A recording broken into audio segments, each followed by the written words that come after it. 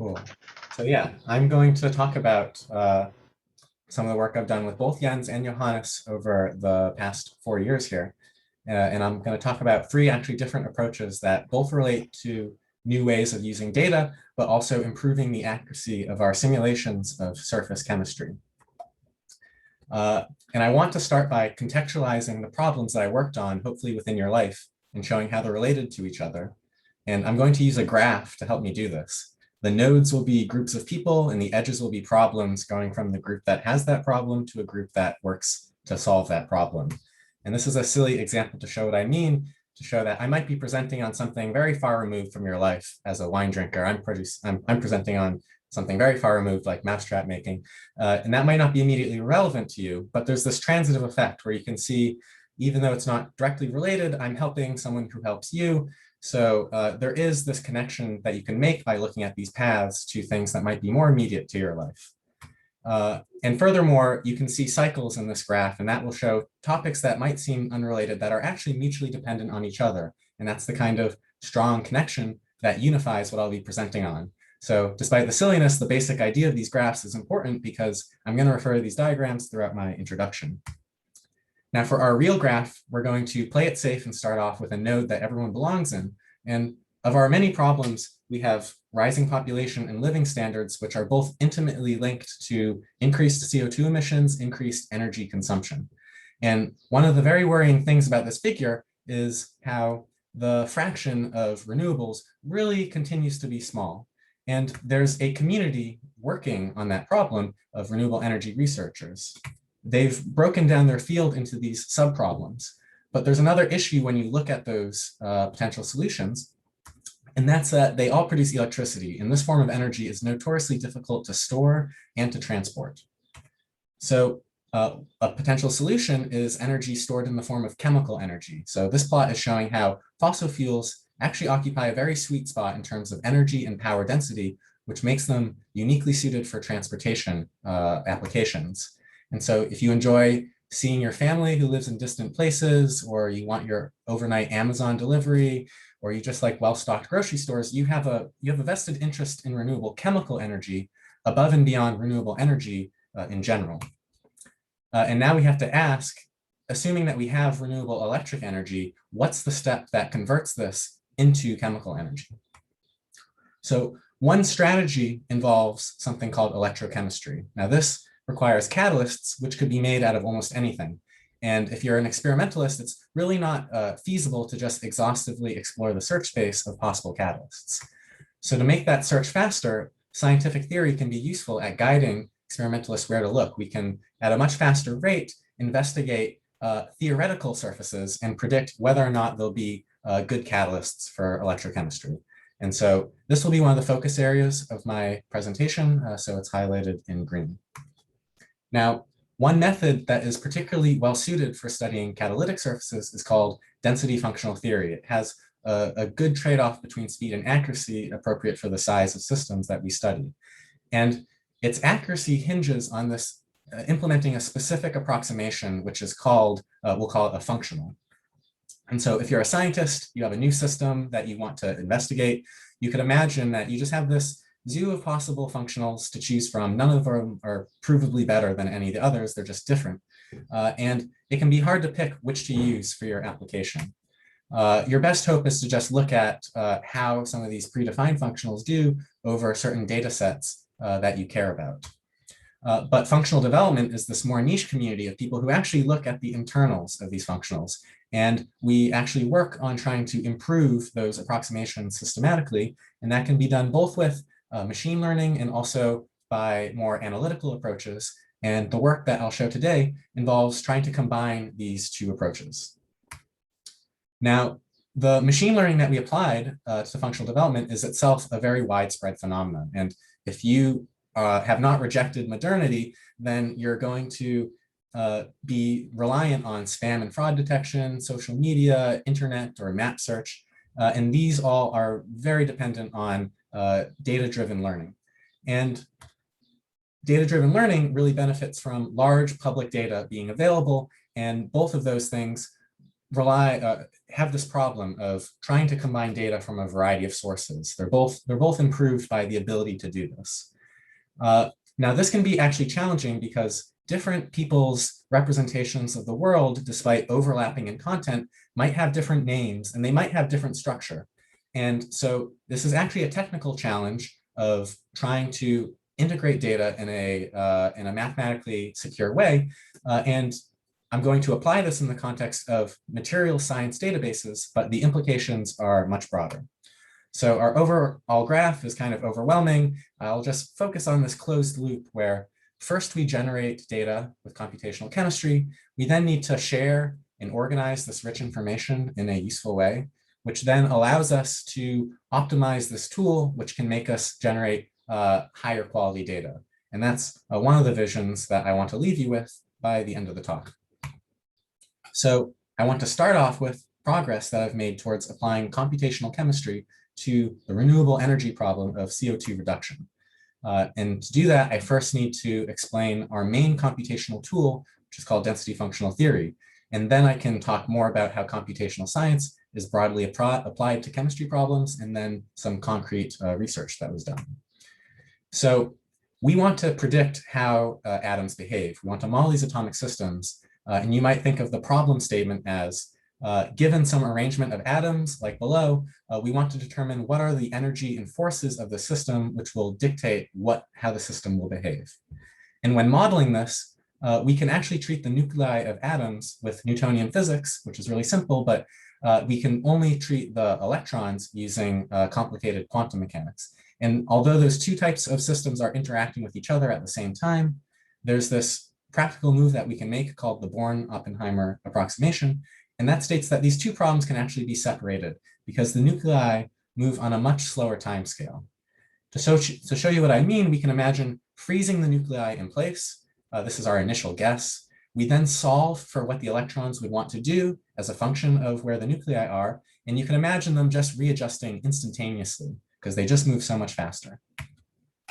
Then we give the nuclei a chance to respond and update their positions, and we can then repeat this process over and over again until we find out what both the electrons and the nuclei do. And so the only difficult part of this was to figure out what do the electrons want to do. It's really dictated by this solving this equation called the Schrodinger equation. And what I really want to focus on, one key difference from the classical case, is this blue psi called the electronic wave function. Now, this is meant to just describe what the electron state is. And it's more complicated than the classical case where you can imagine having 10 electrons with 10 positions and 10 velocities to just fully describe them. To get a sense at how different the wave function is, we could imagine a platinum atom in a box with a 10 by 10 by 10 grid, something really, really simple. To even store the wave function of the system on a computer, you'd require 10 to the 20th power of terabytes of data. And that's just simply a non-starter for doing any kind of calculations. So rather, we want to solve this equation, but work at a level that doesn't actually use the wave function. So we would prefer to use something called the electronic density, which is just at each point what the overall concentration of electrons is. That could be represented with just a few kilobytes. So how is DFT going to do this efficiently? We're trying to avoid this problem of these electrons, which are strongly coupled with each other. So rather than solving that original problem, instead, we're going to consider these pseudo particles that don't have these strong interactions with each other. These particles are really just going to interact with the overall density, and we can optimize their behavior in isolation, independently of each other. Once we solve that, we get, let's say in this case, 4 solutions. We can then sum those together to get the density itself. So these two problems are actually coupled with each other. But again, we do this iterative procedure until self-consistently, and now we've avoided having to actually use the wave function, and this can be quite efficient. I want to show here the expression that governs what are the forces really that are operating on these pseudo particles, because we no longer have the true electron-electron interaction. So instead, we have this average electron-electron interaction, and we're going to add this really important term here, which is called the exchange correlation potential. It's kind of like the main free parameter of density functional theory, And its job is to try to compensate for all the physics that we lost when we moved from this scenario to this scenario. So it's always going to be approximate, and it's the source of this sort of inherent error of density functional theory. And the last part of my talk will be about trying to prove that approximation. So now we've seen how you can go from some description of some initial guess of some molecular coordinates, and then how we can optimize them and see the dynamics of that system. So I want to then use this tool in the context of this reaction converting carbon dioxide into methane. So this is the high-level setup for how you would do that. Now, we're going to use our electrical energy to essentially rip electrons away from the right-hand side and put them on the left-hand side. This is essentially going to rip protons away from water and stick them onto this carbon so that we can get methane. So that's a high-level picture of how it works, but the question is, what materials should we make this out of? Because it turns out that the efficiency of this, and therefore the economics, are really critically dependent on using the right material. So how does density functional theory allow us to predict whether a material will be good at this reaction? What it requires us to do is actually set up explicitly these little models of every single crucial step along the way of this reaction. We can use density functional theory to evaluate the energy at each of these points, and then use some very straightforward quantitative tools of thermodynamics and kinetics. And those will essentially take these energies and allow us to derive an overall reaction rate and tell us how effective the material is. So this looks great, but we have to ask, does the surface actually look like this? So when we evaluated those energies, how did we know to use a flat surface and not a bumpy surface? Or how did we know to use a clean surface instead of sticking in some other atoms in subsurface layers? The energies are very dependent on these things, so it's crucial that we answer these questions correctly. And at an abstract level, then, we can think of two different ways that you might be wrong when doing a computational model. I already touched upon this inherent DFT error, which comes from that approximation to exchange and correlation. But even if it's DFT functional, we could still get a wrong answer because we were modeling some system that did not correspond to what we thought it did, what's actually going on in our test tube. So what I'm going to talk about with my research project is trying to address one particular source of model error in electrochemistry reactions. So here's another what if. Our default assumption is that the surface, if we're modeling a surface, the atoms are close together, they're compact. Now, what if this is wrong and the material is actually, in practice, expanded? So we have experimental evidence that we are wrong and we are suffering from model error here. Once we start a reaction and apply the necessary voltage to make it go forward, the material itself begins to change and expand. So what's our hypothesis for why this is happening? So our initial guess is that the material is being forced to have these electrons pumped into it, and that's going to create this driving force for protons in the water layer above to actually embed themselves into the material. And this is going to change the chemical and physical properties of our catalyst, and so we want to be able to predict this for the materials under experiment and also for future materials that we haven't seen yet. So one key set of calculations here is showing how we can actually vary the hydrogen concentration in our model and look at how its energy changes as a function of potential. And so how would we interpret a result like this? So we would connect it to experiment by taking a particular voltage that we care about and looking at what is the minimum energy structure. This would be the stable one that we predict would be witnessed in reality. So we have a structure here. This is actually a concrete structure. So we can actually look at its expansion and compare that to experiment. And what we find by doing this for the materials considered in this experiment is that we can actually reproduce those experimental observations quantitatively. And this gives us confidence that our theory that hydrogen was responsible for this expansion, that's a pretty good theory. Now, this line of research was extended in two ways because there are some consequences that follow from this source of model error. Firstly, as thinking of catalysis, what we really care about is the surface of these materials. So the bulk expansion is connected to surface properties. These are two metrics, which I don't really want to get into the details of what those metrics are, but this is real data that will tell us whether or not these materials are good at catalyzing this reaction. Now, we evaluate these descriptors over a big, broad set of materials. And when we do that, we're basically taking our default assumptions. So we're assuming the surface is perfectly clean, there's nothing underneath it, it's not expanded. So what happens when we factor in the fact that the hydrogen has intercalated into the material? What we find is that on the scale that is relevant for distinguishing materials, that there are significant differences when we incorporate this hydrogen effect.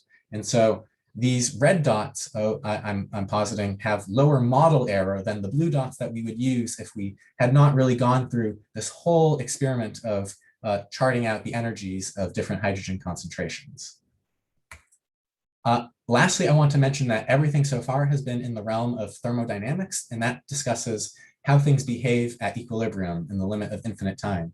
So all we could actually conclude from the previous analysis is that at some rate, we're moving from blue to red, but maybe that's just effectively longer than our lifetimes. So by doing calculations of barriers, we can actually quantify the rate at which we move from one state to another. And what we find is that these palladium transitions are instantaneous. The nickel one should be much more on a detectable time scale, and that is exactly what we observe experimentally. So overall, we have a workflow that we can apply to new materials when we're doing these screening studies for materials under very high reducing potentials. So some takeaways are that DFT is helping us find a material which catalyzes reactions of interest, such as CO2 reduction. And we have a better grasp of how materials are changing under reaction conditions and the impact that this has on catalytic properties. So now I want to change gears and discuss a technical problem within the topic of data integration. And so what's the problem? As an example, imagine Bob has a matrix and he wants to send it to Alice. Now, it's possible to do this over the computer without having an in-depth personal conversation about how he's going to encode that matrix. And the reason why we can do this so easily is that there's a well-established protocol for how to do it with that type of data. Now, however, if Alice has a bunch of information related to complicated things, such as health records or social issues or business practices, it turns out that if she wants to send that to Bob, there's no universal schema for them to communicate through. They end up needing to have lots of face-to-face conversations to avoid misusing each other's data. And even with that, it becomes intractable as the complexity scales up. And so you might come across this in your daily life when you have lots of sorts of forms that are all asking for basically the same thing, and you wish there was just a simple way to interconvert between them. So this also holds true in the case of computational chemistry data. And so if you have a bunch of data related to density functional theory calculations and the reaction networks that they fit into, it ends up being very challenging to communicate that with other people. And the effect is that for me and most of my colleagues, if you really want trustworthy data, you almost have no choice but to generate it yourself. And to understand how this plays out in computational chemistry, I'm going to walk through what structured data is, what it actually means to send someone data through a protocol, and then I'll give an example schema. So structured data is something that has a schema, and that tells you what is the type of objects that you're going to represent, which will organize into tables, and also the relationships or arrows between them. So this is just the structure of the data, and then you have the actual data itself. And that ends up looking like this, these sort of like CSV files which can link to each other. And note that these tables can also have attributes. So I want to contrast this with the type of data that scientists usually work with. And I'm thinking of log files that a piece of software outputs, or an arbitrary Excel file, or just data distributed through your file system, or even a scientific paper. These are not bad data, but there's a trade-off between the kind of flexibility you get there and what you can do with the data in an automated way. So I'm going to go through an extended example that involves storing data related to chemical reactions. So we want to represent individual chemical reactions, but also groups of chemical reactions, which are called reaction networks. And so this is one schema that allows us to do this.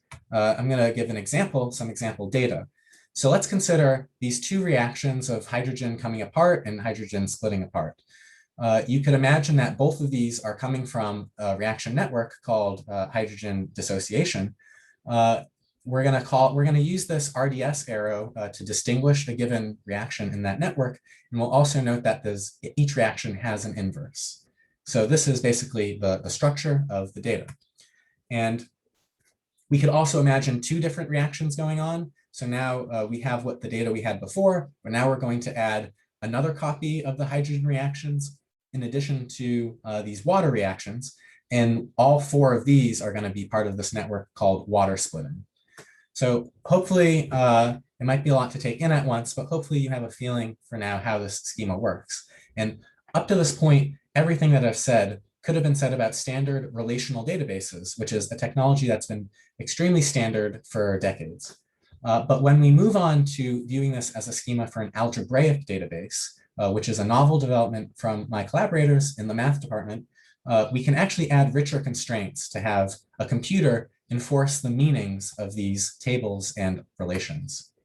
So what I've added here are three constraints that we can then declare when we're working with an algebraic database. So what are these constraints? Well, for one, let's look at an arbitrary reaction. It comes from a particular reaction network. I want to be able to say, look at the reverse reaction and look at its reaction network. That should be the same thing. Furthermore, each reaction network has a particular rate determining step. That rate determining steps reaction network should be what you started at. And furthermore, let's encode what it means to be a reverse. We can really capture that by saying that the reverse of the reverse is the identity for a reaction. So one advantage of algebraic databases is that we have a language for specifying these constraints and that they are necessarily satisfied by any data due to how the database gets implemented. And the general principle is that we're getting the computer to enforce what these arrows and tables mean by constraining their behavior. And instead of the status quo, which is to just name the tables and hope that a human can understand what they mean, and then trust that human to always not make any mistakes and always hold true to that meaning. And so, as you can see, if we were to ignore these constraints, it's really easy to have actual data that would not make any semantic sense. So I believe there's value for scientists already in just this formalism of storing their data in algebraic databases, which allow you to encode these rules into the data itself. But what I want to stress actually in this part of the talk is that the real benefit comes from when we try to move information between different algebraic databases. So whether it's your own model of the world that's changing over time, or you're just trying to reconcile yours with others, we often find that we're talking about overlapping things despite using different naming and also having different structure. So in this example, Bob only has one table whose name doesn't match anything in Alice's, but he is talking about the same reaction, the same subject matter. And it turns out that it's not that he doesn't care about reaction networks in general, it's just that there's only one reaction network he cares about. It never even occurred to him to add this abstraction of adding a separate object for reaction networks, which is perfectly reasonable given his perspective. But still, he wants to integrate data from Alice, so we want a way to do this. And this phenomenon I'm going to call implicit constants. So the workflow for functorial data migration, which is something that's only possible with algebraic databases, is that we can declaratively specify the relationship between these schemas with just a simple mapping like this. And what we're going to obtain is for free, there's going to be a mathematical construction that is automatically generated that allows us to move data back and forth between these databases in a way that's provably ideal that in respecting the constraints and being sort of the best possible way to generalize between these two databases. So I want to contrast that with the status quo, where if you want to move this kind of information, you would have to write a script to do this. You would have to query the original database, you then transform it in some way, and then insert it into your new database. And this is a simple example, but there's a lot of things that can go wrong in general during data migration. This resulting database that I have down here is a possible result from doing this process. And what we'll notice is that for this molecule, the reverse of the reverse is not the identity. And so it's a crucial point that we can tell there is something wrong with this migration, even though there's no constraints in Bob's database. So if we were looking at this in isolation, we could say there's nothing wrong with it. But because we know we're in the context that this data is coming from Alice's database, we know that something got mangled in the migration process. And that's because we can interpret Alice's constraints within Bob's schema. And conceptually, this is a really nice property to have for someone who wants to make their database public, because you can trust that anyone drawing data from you is not doing so in a way that violates your model of the world. And we can flip the script and actually have more constraints in the target. And we'll also see that the database, the migration will fail if we try to migrate data in that violates the constraints in the target database. So we can consider another example where we're actually embedding our schema into a larger schema, but I really want to move on from these toy examples to the main result. And that is that we are able to migrate information from this gigantic database called OQMD, which has over 60 gigabytes of data, 80 tables, hundreds of arrows to worry about. We're able to migrate that into a database that is more optimized for our use case at our research group, SunCat. And the implementation was done using the functorial data migration implementation came from this language called the categorical query language. And this is a really significant accomplishment in the sense of it being the first formalization of a real world migration problem using algebraic databases. And so we learned a lot of things along this process that hadn't been seen before. And the kinds of migration that we did were by no means trivial. As a tiny example, in OQMD, they often represented some things with internal structure, like a list of atoms with just like a text field. And so I might be biased, but I think our database really more accurately captures the structure here, where actually you want to imagine a table where you can consider each of these species individually as its own entity. But the ability for us to migrate between these two really non-trivially related types of information in a way that was really just automatic from specifying the relationship between these schemas. Now that's just really exciting. And so part of our results was also sharing back to the community some general principles that we found would lead to different databases to still be talking about the same subject matter, despite looking very differently. And so we've already seen implicit constants, different names, varying levels of granularity, and hidden structure. And the last one I haven't given an example of involves something called denormalization, where essentially in your database, you store lots of copies of data, redundant data, to make it easier to query it. And that's kind of an engineering decision. So it's no surprise that different people's databases do that differently, even when they're talking about the same material. So this is not an exhaustive list, but we felt it described a large fraction of the discrepancies. And it's good because this is pretty easy stuff to end up describing. So we want this to be a very user-friendly process to specify the relationship between different databases. And so to wrap things up, this is really the vision that we end up proposing to address this problem of data sharing, which is that people can interact through a very simple interface, which involves specifying which entities are related to each other and which paths are related to each other. And what you obtain for that for free is these automatic tools for migrating and merging data in a very rigorous way.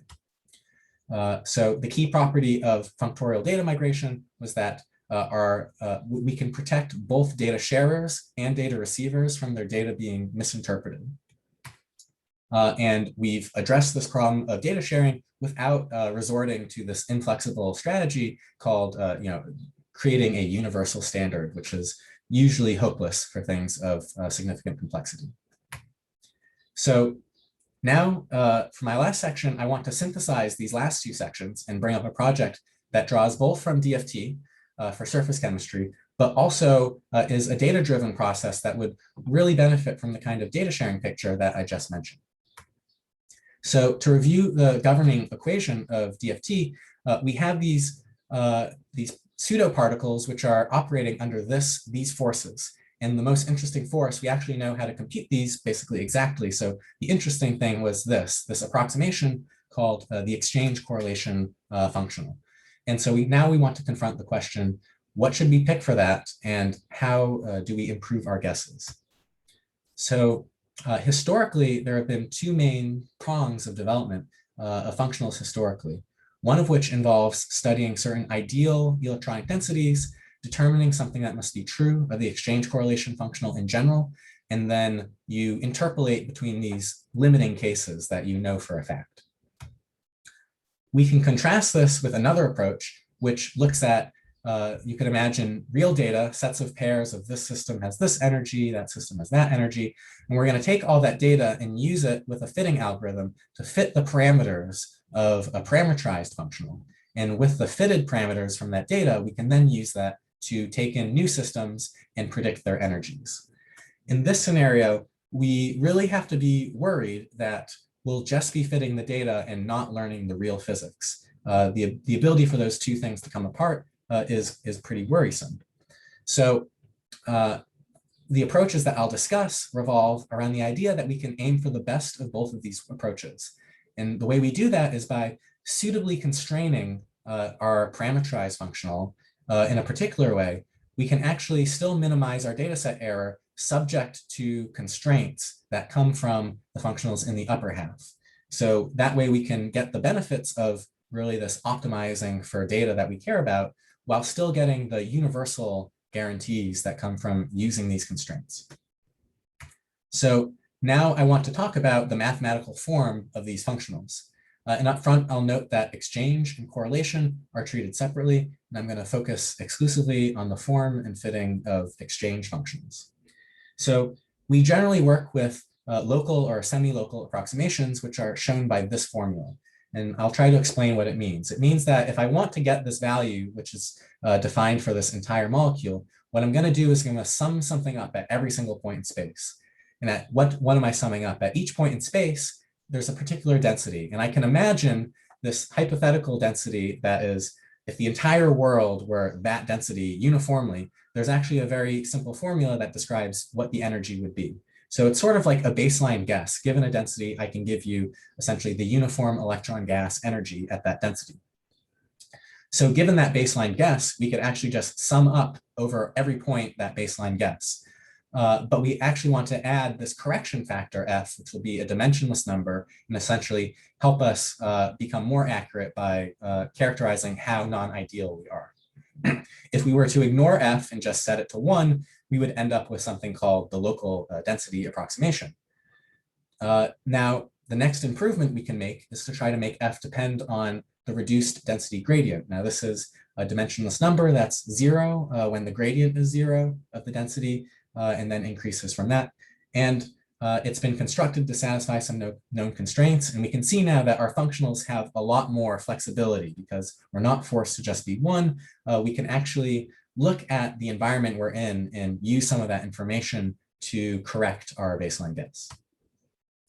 And the last extension that I'm going to talk about is a meta-GGA. This adds a new piece of information called the reduced kinetic energy density. Now, this value can identify what type of bonding is going on at a particular point in space. So we end up requiring a function of 2 variables to fully define our functional if we're working in a meta-GGA framework. So how are we going to define the parameters for this 2-dimensional function?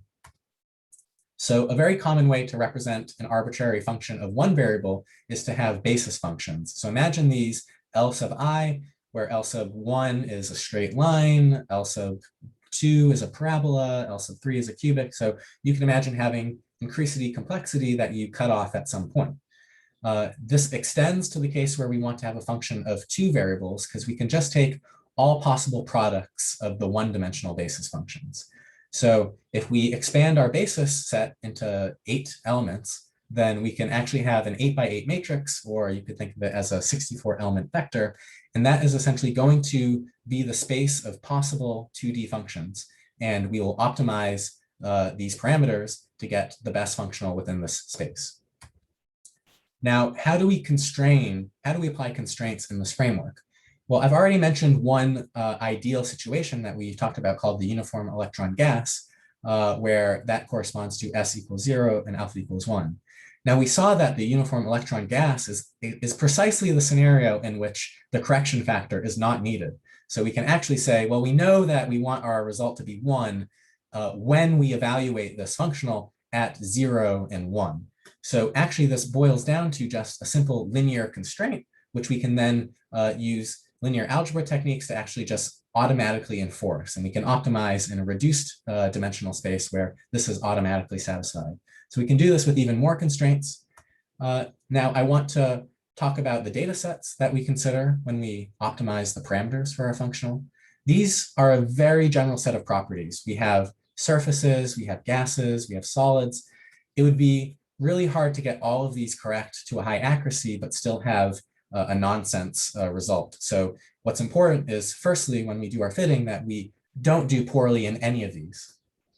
But where the data-driven approach to functional development begins to shine is that we allow ourselves to take particular data sets and really focus on them.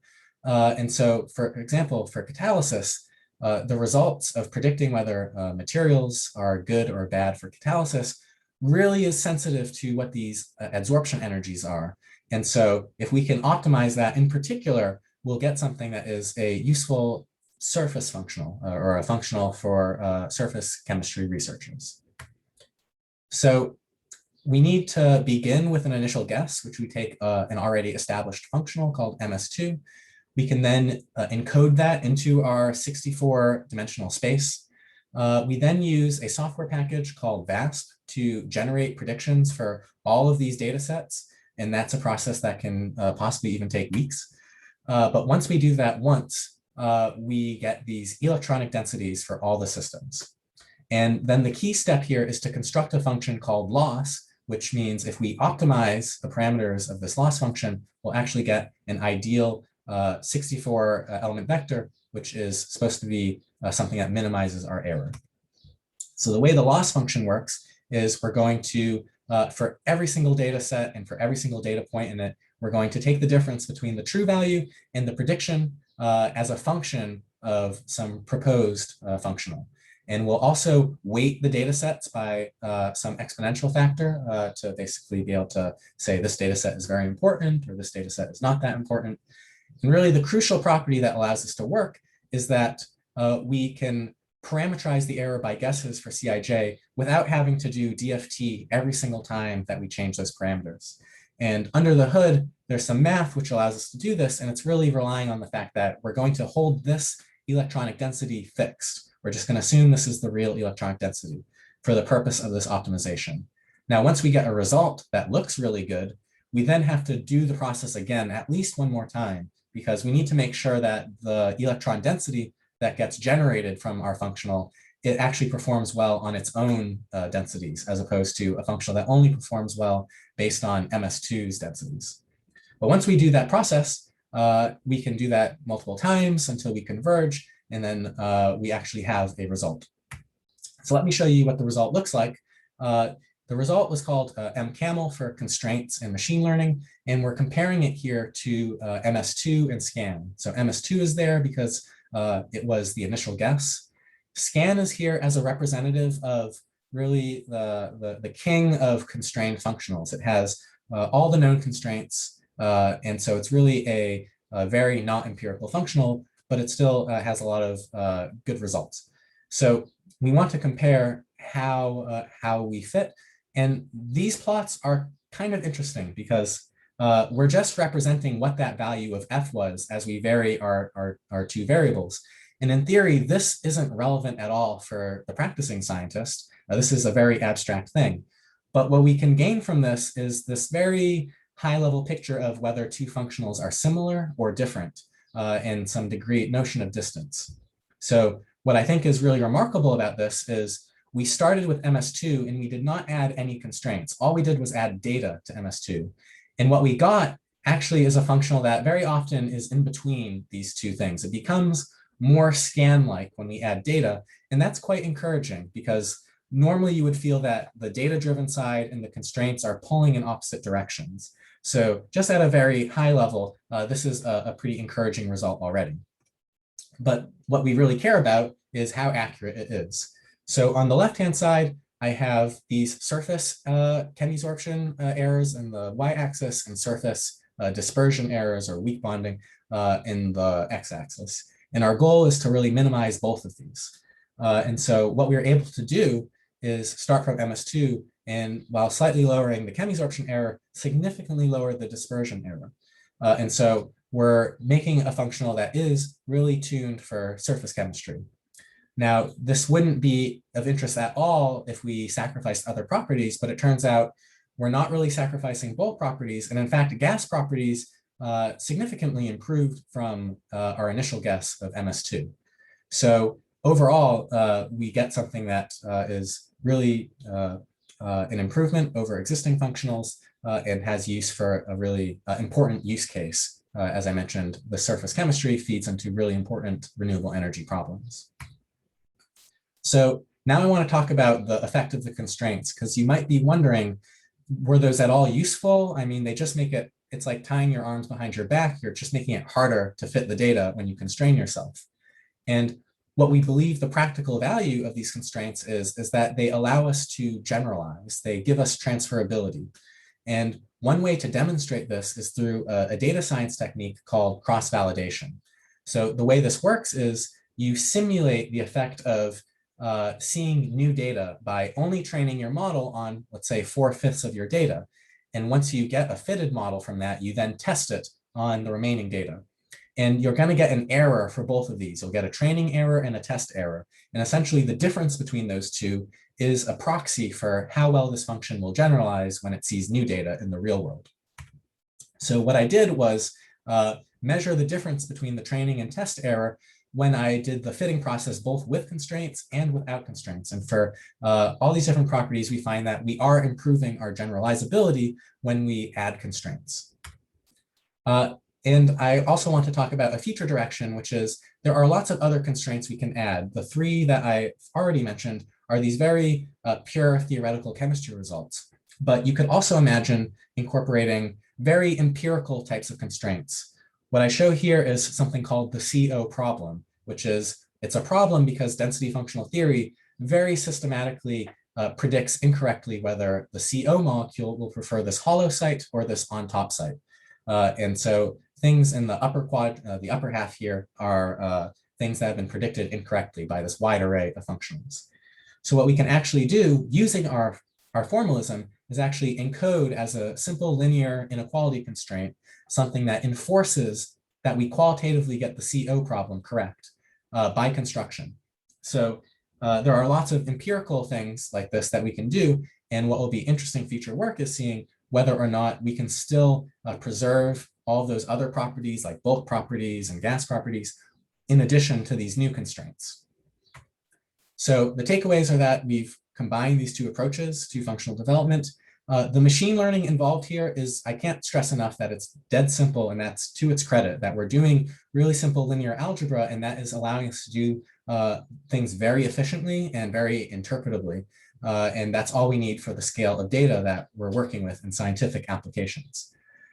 Furthermore, we demonstrated the improved transferability through cross-validation, and we can extend this framework to new data and also new constraints. And then I just want to reflect on what I've talked about as a whole.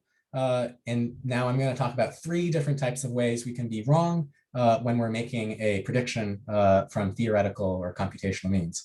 Firstly, we might just be modeling something that does not correspond to reality, and that is model error. And I showed one way in which we addressed model error through using calculations to figure out what's actually going on. In the second case, you have, there's correct data, you might say, but you just misinterpret it because of all these very complex issues of communication. And we address that in section 2. And lastly, we address the inherent error of DFT by improving the exchange functionals. So hopefully the significance of solving these problems of you is not lost, because improving the accuracy of reducing our error is going to help accelerate the computational search for new catalysts, which can lead us to produce renewable fuels. And so in some indirect way, these things are really important for all of us here. And with that, I will move on to acknowledgements, and these can be done very simply or sentimentally, and I've opted for the sentimental option. And I've also decided to use some figures to help me. So for example, these directed graphs are also a good way of describing family relations. So this is my chance to acknowledge my family, where I really had parents who are very supportive of my academic growth and interests throughout my life. And they continue to be patient with me as I fail to do real world stuff like taxes, which I still have to do. I think I have 9 days.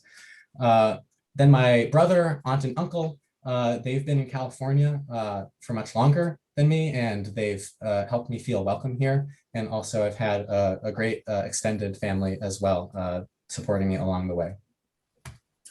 A couple of figures come to mind when thinking of other students in the group. For example, the hour of night that Tom sends me his messages is very Tom.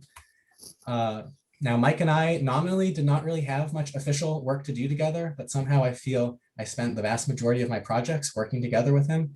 And I think it's because we really share a common vision of some systematic problems and how academic research works and potential solutions towards that. He also designed a lot of figures in this presentation for me, so with Illustrator, so I'm thank you to him again for that. I also have an idea of a figure for Sarah. She brought a lot of social and argumentative energy to the lab, which I really appreciated. Memorably, when the lab was arguing who was the most American, she was not arguing she was the most American, which she might be, she's from Wisconsin, but rather she was making good points about how the whole ranking process was problematic. Outside of academics, I feel that my BMI over time has been a tug of war between close friends who consistently exercise with me versus the friends who consistently fed me. That was the only animation in this presentation, by the way. So I want to acknowledge both the workouts and the meals from Tanvi, Sagar, Jesse, Anchi, Zach, Nikhil, and Priya. So the Liars Club was also an important community at Stanford. So I want to acknowledge Don, Benji, Stacy, Drago, Shiwana, Aditi, and Ankit. If you want to read this, you'll have to pause a recording. So I also moved to Berkeley this year, and I found a great house, meeting some new people in the process. And the hope is that I can rejoin the house social scene starting today or later. And some of these statistics are actually not made up. I've been keeping a daily journal since the start of the PhD. I think it's almost a proxy of people I'm extremely close to. And some people, it's remarkable that they show up here. Zach has lived far away most of the PhD. Nikhil and Priya, I really only met very recently. And it's the fact that they show up here so much is just the fact that they became a really big part of my life. And all these people are extremely funny and intelligent and great parts of my life outside of science. Furthermore, Anchi and Becca helped me continue my passions in music and philosophy, despite severe pressures to give those up during the PhD.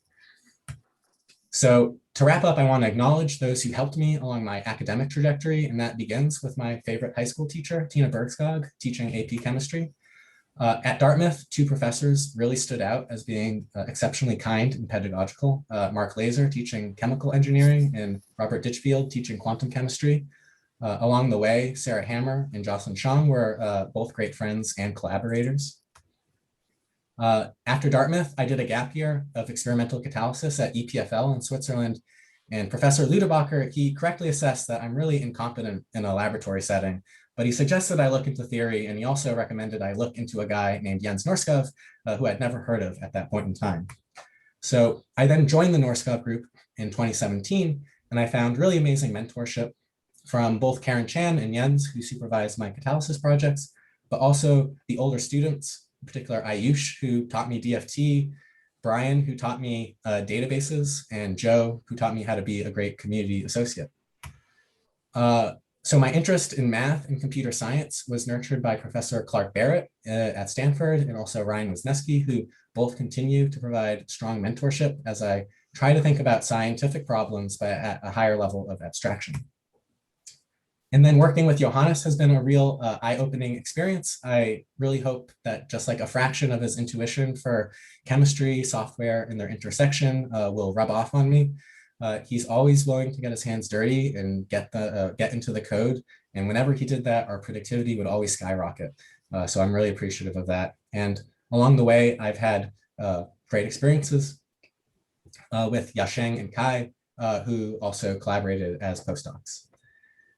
And so lastly, I would like to thank the committee for taking your time to listen. I couldn't do the PhD without you technically, and I look forward to discussing this research in greater detail with you in the private session afterwards. So thanks again to you all. And with that, I'd be happy to take any questions from the audience.